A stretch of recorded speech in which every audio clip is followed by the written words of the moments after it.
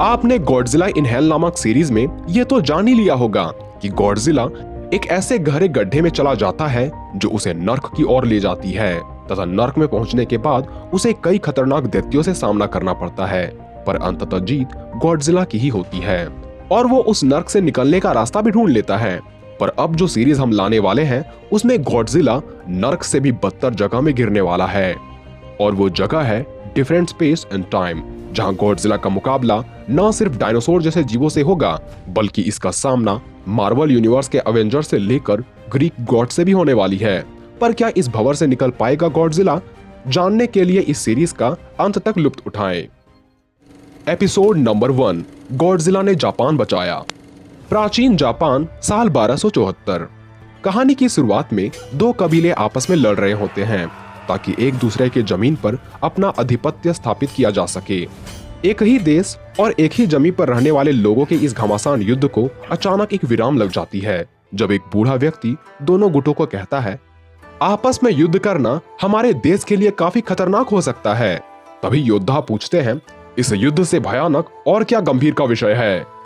जिस पर बूढ़ा व्यक्ति कहता है, चीन के विजेता कुबलाई खान द्वारा करीब 40,000 सैनिक तथा क्रूर सेंगजिन खान के नेतृत्व में 900 मंगोल जहाज जापान को तबाह करने के लिए निकल पड़े हैं। सेंगजिन खान के बारे में ऐसा बताया जाता है कि ये ड्रैगन मॉन्स्टर है जो पौराणिक दैत्य गाइगेन तथा मेगालोन को कंट्रोल करता है।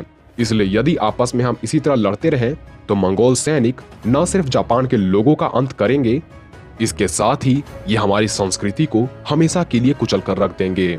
इसलिए अपने संस्कृति को बचाना है तो हमें सारे मतभेदों को भुलाकर एक होना पड़ेगा। दोनों कबीले बूढ़े व्यक्ति की बात मान लेते हैं। तभी हमें पता चलता है उन कबीलों में एक महिला योद्धा भी थी जिसका जिक्र आगे भी होने वाला है। खैर, यहाँ सभी योद्धा बूढ़े व्यक्ति से पूछते हैं कि हमें क्या करना होगा ताकि जापान सुरक्षित रह सके। बूढ़ा आदमी बताता है, तुम्हें एक ऐसी यात्रा से गुजरनी होगी जो काफी लंबा और जोखिम भरा होने वाला है, क्योंकि तुम सबका सामना खुद मौत से होने वाला है। इसलिए अगर खुद को जिंदा रखना हो तो उसका सिर्फ एक ही उपाय है, युद्ध में जीत। ये बात सत्य है कि जीत आसान तो बिल्कुल भी नहीं होने वाली, पर एक बात ध्यान रखना, या तो मुश्किलों का मिलकर सामना करो या अलग अलग होकर मारे जाओ। साथ ही बूढ़ा व्यक्ति बताते हैं कि माउंट पोर्टरो के शिखर पर युद्ध के मैदान में आपको एक मंदिर मिलेगी जहां जापान का मोक्ष आपका इंतजार कर रहा है।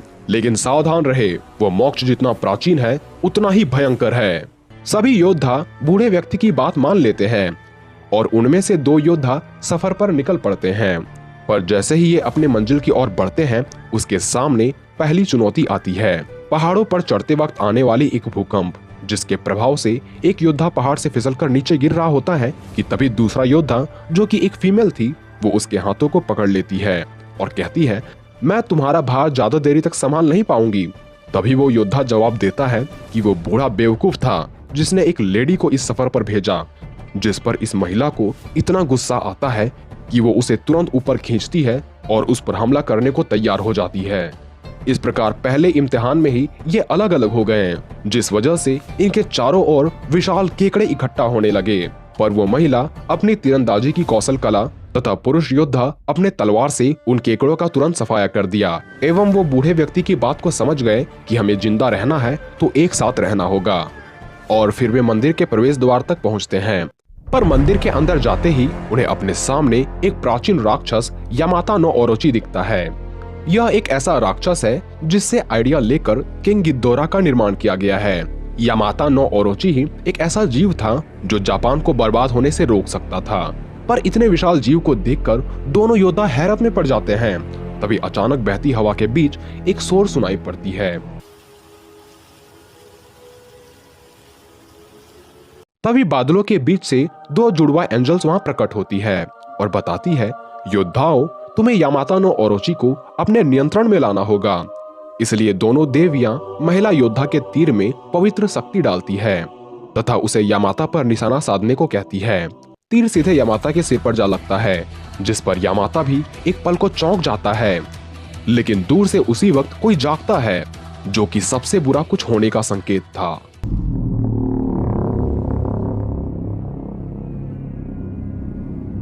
दूसरी तरफ समुराई योद्धा को देवियां कुछ प्राचीन मूर्तियों की ओर ले जाती और कहती इन्हीं मूर्तियों के सहारे यामाता को नियंत्रण में लाया जा सकता है। ये सुनते ही एक पल को समुराई योद्धा को उम्मीद की एक किरण नजर आती है, लेकिन तभी ये प्रकट होता है। यामाता महिला योद्धा को लगभग मारने ही वाला था, लेकिन तभी समुराई उसकी जान बचा लेता है क्योंकि उसके पास वो मूर्ति आ चुकी थी। ये देखकर दोनों योद्धा को लगता है कि यामाता के सहारे अब जापान को बचाया जा सकता है। लेकिन उसी बीच यामाता के सामने एक जीव प्रकट होता है और वो कोई और नहीं बल्कि एक गॉडजिला था। दोनों मॉन्स्टर के बीच एक घमासान युद्ध शुरू हो जाता है।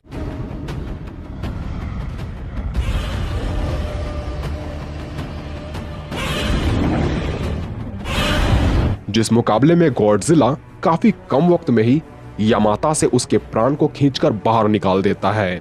यह दृश्य देख दोनों योद्धा को समझ नहीं आता कि अब क्या किया जाए, पर किसी तरह ये गॉडजिला का ध्यान भटकाकर वहां से भाग निकलते हैं, क्योंकि अपनी योग्यता को साबित करने के बाद और महादैत्य को जगाने के बाद वहां से किसी चील की भांति से निकल जाना ही उचित है, क्योंकि गॉडजिला किसी का पीछा नहीं छोड़ता। और यही दोनों योद्धा का अंतिम लक्ष्य था, क्योंकि जापान को कोई यामाता नो ओरोची नहीं बल्कि शक्तिशाली गॉडजिला ही बचाने की ताकत रखता है, क्योंकि जापान पर जो सैनिक हमला कर रहे हैं वो इंसान के रूप में स्वयं दानव थे, तथा उनके साथ गाइगन तथा मेगालोन ने तो आधे शहर को तबाह करके रख दिया था।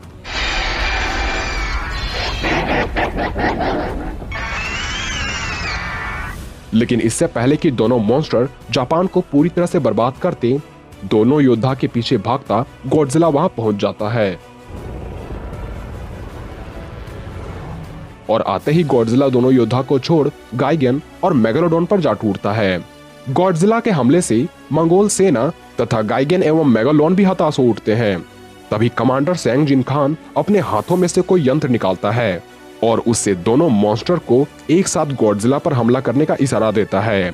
दोनों मॉन्स्टर ठीक वैसा ही करते हैं और इस बार गॉडजिला पर दोनों भारी पड़ने लगते हैं। जापानी योद्धा इस पर परेशान हो जाते हैं, लेकिन तभी महिला योद्धा अपने मंत्रित तीर से सेंग जिन खान के इस यंत्र पर निशाना साधती है, जिस पर यह जादुई तीर सभी सैनिकों के बीच से होते हुए इस यंत्र को ध्वस्त कर देती है। यंत्र के टूटते ही कमांडर का दोनों मॉन्स्टर से नियंत्रण टूट जाता है, जिस बात का फायदा उठाते हुए गॉडजिला दोनों मॉन्स्टर का काम तमाम कर देता है और इस प्रकार गॉडजिला जापान की रक्षा करता है। अब दोनों योद्धा उस बूढ़े व्यक्ति से मिलते हैं और समुराई बूढ़ा से कहता है अब इस मूर्ति का कोई उपयोग नहीं, क्योंकि यामाता नहीं रहा। इसलिए वे इस मूर्ति को नष्ट करने का फैसला करते हैं और जापान पर अगर मंगोल फिर से हमला करने की सोचे तो इस बार हमें कोई जादुई शक्ति की जरूरत नहीं, क्योंकि अब हम एक साथ मिलकर दुश्मनों का मुकाबला करेंगे। और कहानी यही समाप्त हो जाती है। एपिसोड 2 में हमें बताया जाता है कि एंशिएंट गॉड्स अपने इच्छा के अनुसार मनुष्य के साथ जो मर्जी वो किया करते थे। पूरी दुनिया एक साथ मिल भी जाए तब भी इन ग्रीक गॉड्स का सामना कोई नहीं कर सकता। लेकिन ये बात तब तक है जब तक गॉडजिला इस समय रेखा में नहीं पहुंचा था।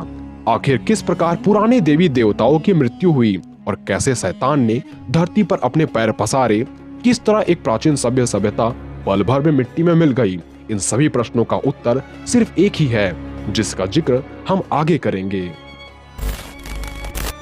प्राचीन ग्रीक दुनिया की अब तक की सबसे बेहतरीन सभ्यता थी, जो एक ऐसे स्थल में बसी थी जिसमें सबसे ज्ञानी और न्यायपूर्ण जीव द्वारा समूचे मानव जाति के लिए एक शहर की रचना करी थी और उस रचनाकार की सभी पूजा किया करते थे।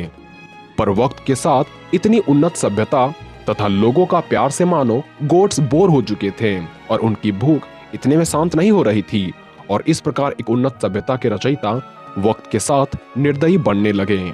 पर एक दिन समुद्र के बीचों बीच सैनिकों की दो टुकड़ियां आपस में जंग कर रहे हैं। तभी एक खूंखार राक्षस वहां आता है और वहां सब कुछ तबाह कर देता है। इस तबाही को देखकर गॉड्स का मैसेंजर माउंट ओलंपस की तरफ भागता है, पर यहाँ माउंट ओलंपस के शीर्ष पर स्थित पैथियोन में गॉड्स वही कर रहे थे जो वो हमेशा से करते आ रहे हैं, अपनी आलीशान जिंदगी आलीशान तरीके से जीना। तब ज्यूस भी धैर्य के साथ मैसेंजर की बातों को सुनता है। मैसेंजर ज्यूस को बताता है कि समुद्र में दो टुकड़ियों के बीच युद्ध हो रहा था, लेकिन दोनों टुकड़ियों में किसी की भी जीत नहीं हुई, क्योंकि सारे लोग किसी तीसरी विनाश के कारण मारे गए। ज्यूस इस बात को सुनकर हंसता है और बोलता है कि मुझे कब से परवाह होने लगी इन बेवकूफ और कमजोर इंसानों की। फिर ये सभी गॉड्स वही करने लग जाते हैं जो ये हमेशा से करते आ रहे थे, एक दूसरे से बहस। और इस सही गलत की बहस में आखिरी फैसला तो गॉड ऑफ थंडर यानी ज्यूस लेता है। और ज्यूस का फैसला ये था कि घिनौने इंसानों के बारे में सोचना व्यर्थ है। इन सभी बातों को सुनकर पोसाइडन आगे आता है और इस विवाद पर संज्ञान लेता है। पोसाइडन क्योंकि समुद्र का देवता है, इसलिए समंदर पर घटित हर चीज पर ये अपना अधिकार समझता है और यहाँ से वह उस जगह के लिए निकल जाता है जहाँ पर यह तबाही आई थी। वहां पहुंचकर टूटे हुए जहाजों को देखकर पोसाइडन बोलता है, बेवकूफो, इस बार तुमने क्या किया? हेडिस खुश होता तुम्हारे इस मौत के तमाशे को देखकर, लेकिन जब उसे ही नहीं पता इस बारे में कि यह तबाही किसने लाई और पोसाइडन कहने ही वाला था कि इसके पीछे इंसानों का ही हाथ है, तभी वहां इस तबाही का कारक प्रकट होता है। और ये कोई सामान्य सा मॉन्स्टर नहीं, ये तो गॉडजिला है।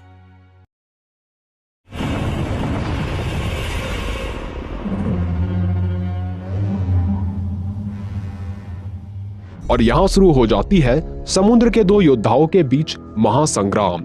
वहीं दूसरी तरफ गॉड्स की मीटिंग चल रही थी, जहां ज्यूस का मानना था कि इंसानों को दंड देना ही होगा, उन्हें सबक सिखाना जरूरी है।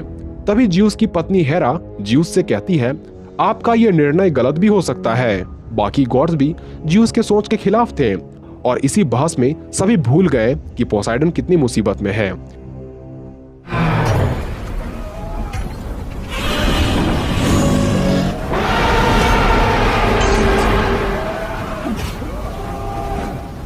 इस जंग में पोसाइडन हार गया और गॉडजिला इंसानों का नाश करने निकल पड़ा।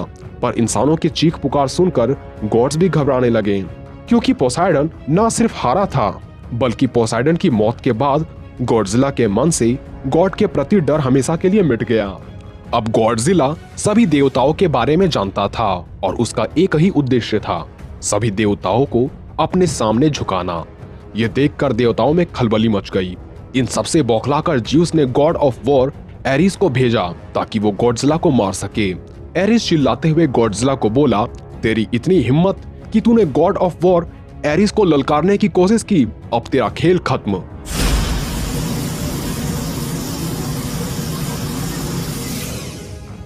इस प्रकार देवताओं ने अपना एक और भाई खो दिया। इस घटना से ज्यूस और अधिक क्रोधित हो गया तथा उसने अपने मॉन्स्टर हाइड्रा को गॉडजिला को मारने के लिए भेज दिया।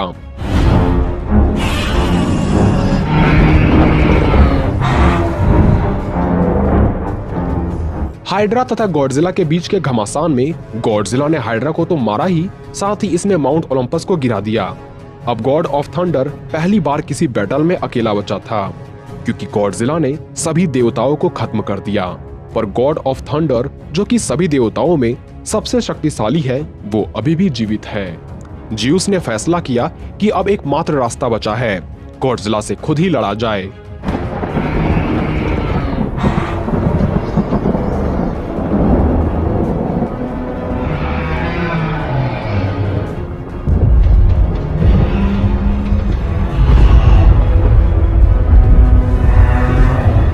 और इस प्रकार इनके बीच जंग शुरू हुई और अंत में ज्यूस अपनी आखिरी शक्ति का इस्तेमाल करके गॉडजिला को हरा दिया।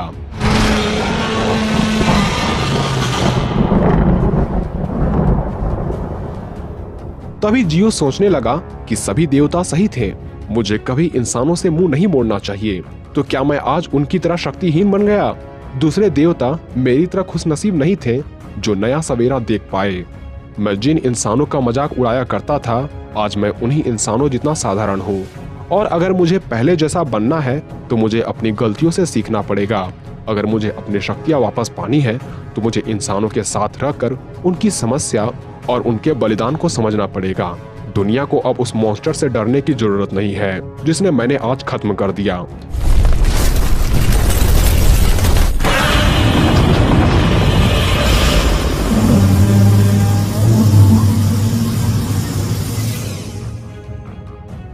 और गॉडजिला के दहाड़ के साथ कहानी यही समाप्त होती है। इंग्लैंड, साल 1348। विनाशकारी प्लेग इंग्लैंड की बस्तियों पर मौत का कहर बरपा रही है। एक अजीब सा व्यक्ति जो कि एक विचित्र मास्क तथा कपड़ा ओढ़े इंग्लैंड के राजा एडवर्ड III से बात करने के मिशन पर है। जब वो व्यक्ति किंग एडवर्ड III के पास पहुंचता है तब राजा उसे मास्क हटाने को कहते हैं। एक और जहां पूरा शहर प्लेग से ग्रस्त था, वहीं ये अजीब व्यक्ति बिल्कुल स्वस्थ था और राजा से बात करने में भी सक्षम था। वो व्यक्ति राजा को बताता है ये प्लेग एक ऐसी काली मौत है जो पूरे धरती से जीवन को छीन लेगी। आपको लग रहा होगा कि ये बीमारी संक्रमित चूहों की वजह से हुई है, लेकिन ऐसा बिल्कुल भी नहीं है। तभी राजा कहते हैं कि क्या तुम किसी ड्रैगन को जानते हो? ये सुनकर व्यक्ति चौंक जाता है, लेकिन इससे पहले कि वो राजा से कुछ पूछता कि तभी राजा उस व्यक्ति की तरफ तलवार बढ़ाते हुए कहते हैं कि अगर इस काली मौत को समाप्त करना है तो तुम्हें खुद मौत बनकर एक ड्रैगन का गला काटना होगा, वरना ये बीमारी कभी नहीं रुकेगी। अब इस विचित्र से आदमी को राजा द्वारा एक मिशन मिल जाता है, पर इस मिशन को अंजाम देने के लिए इस व्यक्ति को ऐसे लोगों की तलाश थी जिसे डरना आता भी ना हो। ये व्यक्ति जल्द ही गुट बनाकर मिशन की ओर बढ़ने लग जाते हैं। जल्द ही पूरे दल को एक भद्दा सा नजारा दिखलाई पड़ता है, जहां दर्जनों मरे कटे फटे चूहे जमीन पर पड़े हुए थे। पर इन चूहों को किसने मारा? सभी मिलकर इस बात की चर्चा कर ही रहे होते हैं कि तभी अचानक उन पर एक विशाल कीड़े की तरह दिखने वाला मॉन्स्टर उन पर हमला कर देता है। अचानक हुए हमले से सभी दंग रह जाते हैं, क्योंकि जिसने उस पर हमला किया उसे देखकर किसी के मुंह से एक शब्द भी नहीं निकल पा रहे थे। पर यहाँ चौंकना मना है, क्योंकि चौंकना मौत की ओर ले जाती है। इसलिए सभी धर्म योद्धा एक साथ इकट्ठा होकर लड़ने को तैयार हो जाते हैं। उनमें से एक कहता है कि क्या ये वही दानव है जिसकी वजह से ये बीमारी फैल रही है? पर वो अजीब सा व्यक्ति कहता है राजा द्वारा बताए ड्रैगन से इसकी काया तो बिल्कुल भी मेल नहीं खाती, ये तो उसके सामने कुछ भी नहीं। इसलिए सभी धर्म योद्धा ये चाहते हैं कि उनका मुकाबला एक ड्रैगन या मॉन्स्टर से हो, जिसके बारे में आने वाले सदियों तक किस्से सुनाई जाती रहे। लेकिन उस ड्रैगन तक पहुंचने के लिए पहले इस राक्षस कीड़े को मारकर सभी आगे बढ़ते हैं, पर आगे शायद उन योद्धाओं की प्रतीक्षा में कोई पहले से बैठा था। खैर जैसे ही ये आगे बढ़ते हैं, अचानक कौवे पेड़ों से बाहर निकलने लग जाते हैं।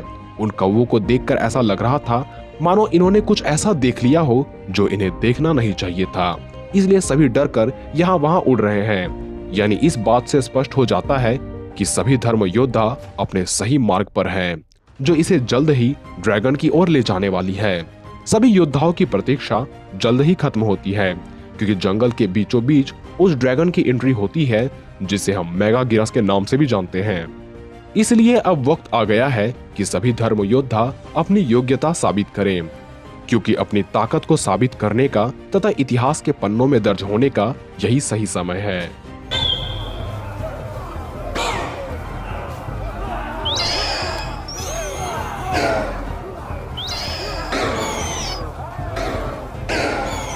घंटों लड़ाई करने के बाद सभी योद्धा समझ गए कि इस ड्रैगन के खिलाफ हम जीत नहीं सकते।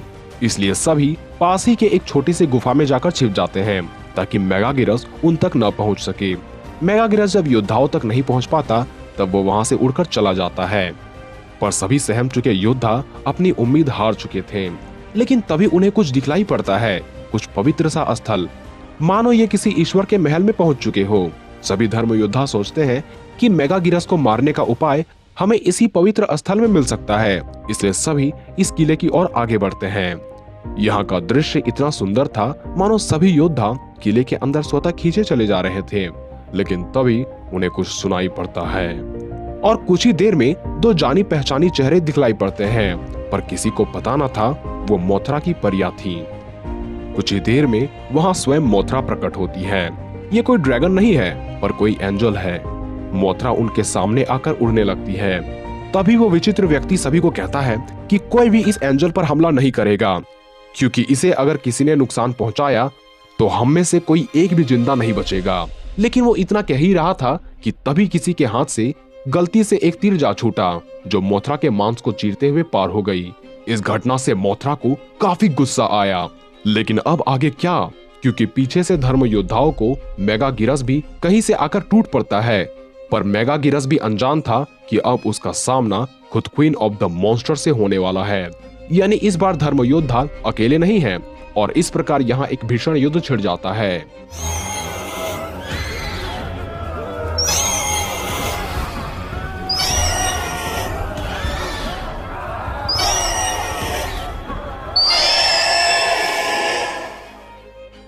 युद्ध समाप्त होती है। इस महासंग्राम में कई धर्मयोद्धा मारे जाते हैं, पर अंततः मोथरा मेगागिरस को मार गिराती है और इस प्रकार ड्रैगन के मरने के बाद काली मौत नामक बीमारी भी खत्म हो जाती है। मास्क वाला व्यक्ति भी इस बैटल के बाद बस यही कहता है, ईश्वर आपका धन्यवाद, और वो अपने बचे बाकी साथियों के साथ मिलकर मेगागिरस की लाश को जला देते हैं। लेकिन तभी वो बीमारी उस मास्क मैन पर फैल जाती है। ऐसा लगता है कि मास्क मैन के पास अब बिल्कुल भी समय नहीं बचा, क्योंकि उसके शरीर पर फोड़े और प्लेग से संक्रमित होने के लक्षण दिखलाई देने लगे। इसलिए इसके पास जीने के लिए अब ज्यादा समय नहीं बचा। पर जीवन के इस आखिरी छोर में वो उस महिला धर्म योद्धा से मिलना चाहता था जिसके साहस भरे हमलों ने मेगागिरस को हराने में मदद करी, लेकिन वो भी नीचे गिरी पड़ी थी। उसके नाक व मुंह से लहू की धारा बह रहे थे। उसके जीवन की 2-4 सांसें ही अब बची थी, पर मास्कमैन के पकड़ते ही वो तुरंत मर गई। अब ये कहानी जल्द ही चारों तरफ फैल गई। तभी धर्मयोद्धा वापस राइजू की तरफ इस उम्मीद से जाने लगे कि उन्हें ड्रैगन को मारने के उपलक्ष्य में इनाम मिलेगा। सभी उसकी जय जयकार करेंगे, पर इनाम तो दूर, उन्हें तीरों की वर्षा से मौत मिली। क्योंकि आप चाहे कुछ भी कर लो, अगर आपको प्लेग है तो आपको मरना ही होगा। और कहानी यही समाप्त हो जाती है। उम्मीद है आपने हैनिबल का नाम पहले कभी सुना ही होगा। अगर ना सुना हो तो जान ले। ये एक प्राचीन कार्थाजेनियन जनरल था जिसे समग्र इतिहास का सबसे महान सेनापतियों में से एक माना जाता है। यहाँ तक कि आज भी इस लेजेंड की आत्मकथा को कई डॉक्यूमेंट्रीज में बताई जाती है, क्योंकि इसने जंग में पहली बार अफ्रीकन हाथियों का सहारा लिया और रोमन सैनिकों के नाक में दम करके रख दिया था।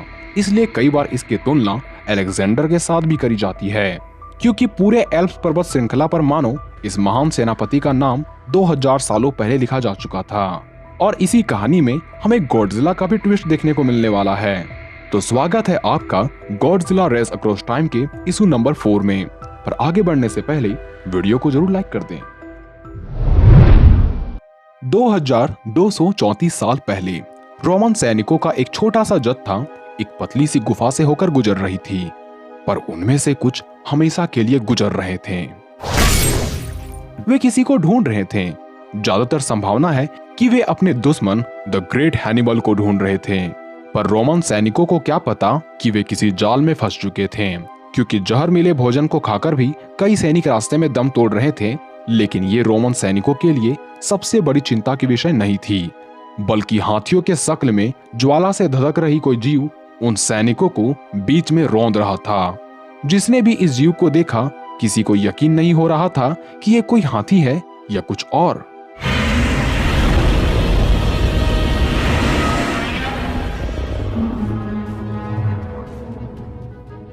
और यही वो जीव था जिसकी तलाश न सिर्फ रोमन सैनिक बल्कि खुद हैनिबल भी कर रहा था।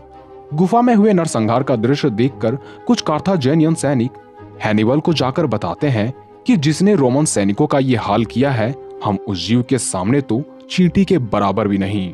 वो हमें पल भर में कुचल सकता है। हमारे हाथियों की सेना भी उस जीव के आगे कुछ नहीं है। हैनिबल बिना किसी भय के ये कहता है कि हाँ, हम चींटियां ही हैं, बिल्कुल उसी चींटियों की तरह जिसने एक बार एक हाथी के सूंड में घुसकर उसका जीना हराम कर दिया था। और वो हाथी दिन रात एक चींटी की वजह से उत्पात मचा रहा था। और यही हैनिबल की योजना है। ऐसा ही वो गॉडजिला के साथ भी कुछ करना चाहता है, लेकिन उससे पहले एक चीज है जिसे करना ही होगा। उत्तरी एल्प से होकर कोई भी रास्ता नहीं है, इसलिए एक रास्ता का निर्माण योजना की पहली कुंजी होगी, ताकि रोमन पर फतह हासिल करी जा सके। इसलिए हैनिबल बैठकर कुछ सोचने लगा, लेकिन तभी उसे कुछ महसूस हुआ। वह तुरंत अपने आदमियों को सबसे तेज घोड़ों में बैठने और अपने पीछे आने को कहता है, क्योंकि ये दैत्य ज्यादा समय के लिए यहाँ नहीं रहने वाला है। हमें इस अवसर का भरपूर फायदा उठाना होगा। और सभी गॉडजिला की तरफ आगे बढ़ते हैं। हैनिबल गॉडजिला की पूंछ के ठीक नीचे था, इसलिए मौका पाते ही वो गॉडजिला की पूंछ में रस्सी फेंककर उसके पूंछ में चढ़ने पर कामयाब हो गया तथा अपनी तलवार निकालकर गॉडजिला को चोट पहुंचाना चाहता है। पर गॉडजिला की सख्त त्वचा से यह तलवार टूटकर बिखर जाती है और हैनिबल की योजना भी। गॉडजिला अपनी पूंछ हल्का सा फटकारता है, जिससे हैनिबल दूर जाकर गिरता है और उसके सैनिक गॉडजिला के हमलों से या तो कुछ मारे जाते हैं या कुछ राख में तब्दील हो जाते हैं। हालांकि यहाँ हैनिबल की योजना जरूर टूट गई हो, पर हैनिबल नहीं टूटा। उसने प्रतिज्ञा ली कि कोई न कोई उपाय ढूंढकर हमें उत्तर जाने का मार्ग ढूंढना ही होगा और इस भयानक दैत्य को भी मारना होगा। फिर वो अपने आदमियों को आदेश देता है कि वे सभी कमांडरों को बुलाए, उन्हें अपने साथ इकट्ठा करें। संख्या जितनी अधिक होगी, हमारे लिए मंजिल उतनी आसान होती जाएगी। भले ही हम चींटियां हैं, पर मिल जाए तो ऐसी दीवार बन सकते हैं जिसे लांघने की भी हिम्मत कोई नहीं कर सकता। सभी इकट्ठा होकर उत्तर की तरफ कूच पड़ते हैं, पर काफी लंबे सफर के बाद एक मर्सिनरी लीडर कहता है हमें रुकना होगा क्योंकि हमें आराम करने की आवश्यकता है। सभी रात के वक्त आग जलाकर आराम करने लगे और दावत करते वक्त सभी एक दूसरे से महान युद्ध की कहानियों के बारे में बताने लगे। तभी अंधेरे के बीच में साया की शक्ल में ड्रूइड्स उन सैनिकों को दूर से देखने लगे। ड्रूइड्स एक प्राचीन समय के खूंखार जंगलियों की आबादी थी, जो न तो रोम के तरफ थे न ही हैनिबल की ओर से। अब आराम कर रहे मर्सिनरी लीडर पर ड्रूइड्स का हमला होता है, जिसमें मर्सिनरी लीडर के सर के 2 टुकड़े कर दिए जाते हैं। ये देखकर सभी हैनिबल को मदद के लिए चिल्लाने लगते हैं। हैनिबल बिना विलंब किए अपने टेंट से बाहर निकलता है और अपनी शील्ड को ड्रूइड लीडर की छाती पर दे मारता है। पर हैनिबल और वुल्फ वॉरियर के बीच जंग आगे बढ़ती कि तभी वहां कुछ प्रकट होता है, जिस वजह से यह जंग वहीं रुक जाती है। आपको पता है ये क्या होगा?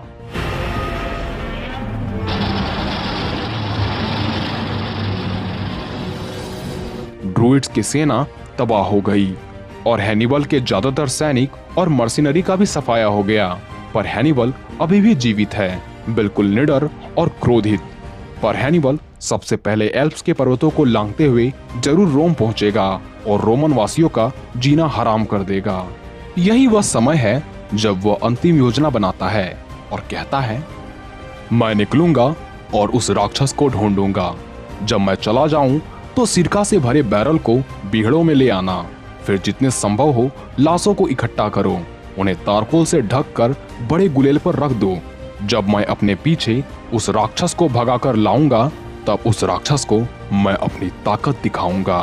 पर ध्यान रहे, हमारे पास कुछ ही समय रहेगा, इसलिए सभी तैयार रहना, खास करके तीरंदाजों। यह योजना सच में काम आने वाली थी, क्योंकि गॉडजिला के लिए यह योजना काफी कष्टदायी होने वाला था। योजना के तहत गॉडजिला को हैनिबल अपने पीछे भगाते हुए गुफा के समीप ले आता है और गुफा में जाकर छिप जाता है। लेकिन जैसे ही गॉडजिला हैनिबल पर अटैक करना चाहता है कि तभी पीछे से हैनिबल की सेना उस पर तीर बरसाने लगते हैं। इतने में हैनिबल को वहां से बचकर भाग निकलने के लिए काफी वक्त मिल जाता है, पर यह बात हम तीरंदाजों के लिए नहीं कह सकते।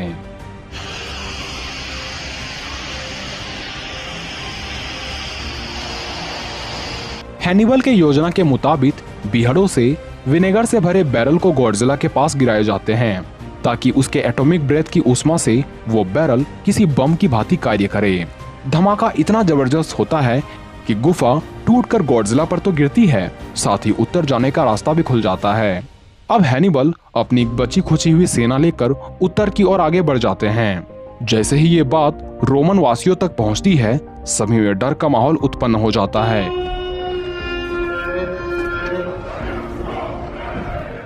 क्योंकि अब रोमन वासियों के पास महान सेनापति हैनिबल और उसके सैनिकों से बड़ा खतरा खुद गॉडजिला भी नहीं था। और कहानी यहीं समाप्त होती है। इजराइल के उत्तरी हिस्से में कुछ पैलियोंटोलॉजिस्ट के दल को कंकालों का समूह मिला, पर इससे मिली जानकारी ने तो सभी को स्तब्ध करके रख दिया, क्योंकि इजराइल के उत्तरी हिस्से में मिले कंकालों में से कुछ कंकाल होमो इरेक्टस के थे तो कुछ वेलोसिरैप्टर के। पर दोनों कंकालों का एक साथ होना किसी असंभव से कम नहीं था, क्योंकि ये हमारी खोज पर काफी बड़ा प्रश्न चिन्ह था। क्योंकि हमारी जानकारी के मुताबिक होमो इरेक्टस आज से 17 लाख साल पहले पाए जाते थे, वहीं वेलोसिरैप्टर 7 करोड़ से लेकर 7.5 करोड़ साल पहले पाए जाते थे। तो दोनों के कंकाल एक साथ कैसे आए? अब इस घटना को समझने के लिए हमें 136 मिलियन साल पहले यानी क्रिटेशियस काल में जाना होगा, जब टी-रेक्स और एंकिलोसोरस के बीच का घमासान हुआ करता था। समुद्र में भी विशाल शिकारी आपस में टूट पड़ते थे और आसमानों में भी पर्वत समान विशाल डायनासोर उड़ा करते थे।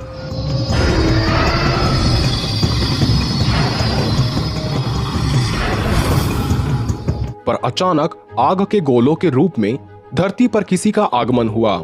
नहीं, ये कोई उल्का पिंड नहीं, बल्कि आपस में लड़ रहे काइजू थे, जो लड़ते लड़ते समय यात्रा कर क्रिटेशियस काल में आ चुके थे। इन मॉन्स्टर में से शामिल था एंगिरस, गॉडजिला, मोथरा तथा किंग गिद्धोरा। इनके बीच एक भयानक जंग छिड़ी हुई थी।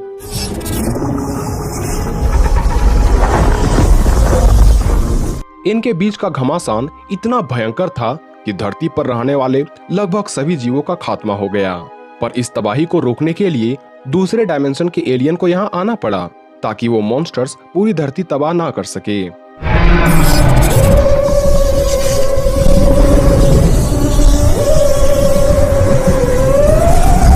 हालांकि धरती तो बची रही, पर जीवों का सफाया हो गया। इसलिए इन एलियंस ने दो मनुष्यों या होमो इरेक्टस को खेती करना, शिकार करना आदि चीजों का ज्ञान दिया, ताकि धरती में पुनः जीवन आ सके। पर मानो उस तबाही में कुछ वेलोसिरैप्टर के दल बच गए थे, क्योंकि जब एलियन वहां से अपने ग्रह को निकले तो वेलोसिरैप्टर के दल वहां दौड़ना शुरू कर देते हैं। पर उन इंसानों के लिए खतरा ये डायनासोर नहीं, बल्कि पूरे डायनासोर को मिटाने वाला गॉडजिला अभी भी जीवित था, जो अपने क्रोध की अग्नि में वेलोसिरैप्टर सहित उन दोनों इंसानों को भी मार डालता है, जिसके अवशेष इजराइल के उत्तरी हिस्से में मिले हुए थे। तो यही समाप्त होती है गॉडजिला रेज अक्रॉस टाइम की इशू नंबर 5। इसी के साथ ये सबसे लास्ट इशू है। खैर, उम्मीद है ये वीडियो आपको पसंद आई होगी। ऐसे वीडियो देखने के लिए हमारे चैनल से जुड़े रहें।